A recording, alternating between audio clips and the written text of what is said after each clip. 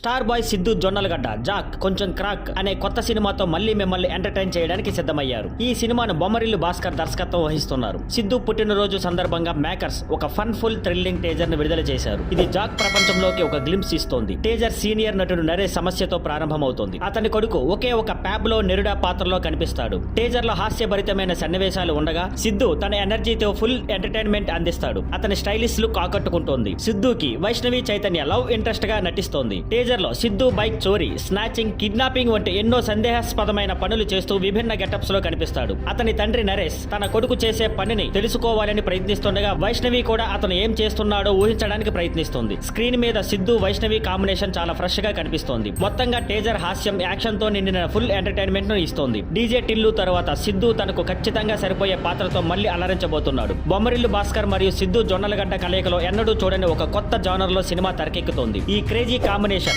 Super fun entertainer ను తెరపైకి తీసుకురాబోతోంది. Jack cinema 2025 April 10న ప్రపంచవ్యాప్తంగా థియేటర్లో విడుదలవుతోంది. ఈ సినిమాలో ప్రకాశ్ రాజ్, నరేష్, బ్రహ్మాజీ కీలక పాత్రలో కనిపిస్తారు. సినిమా కోసం అచు రాజమణి అద్భుతమైన సంగీతాన్ని అందిస్తున్నారు. వైష్ణవి చైతన్య హీరోయిన్ గా నటిస్తోంది. ఈ సినిమాను BVSN ప్రసాద్ ప్రముఖ నిర్మాణ సంస్థ శ్రీ వెంకటేశ్వర సినీ చిత్ర పతాకంపై నిర్మిస్తున్నారు. Thank you for watching. Please like, share and subscribe.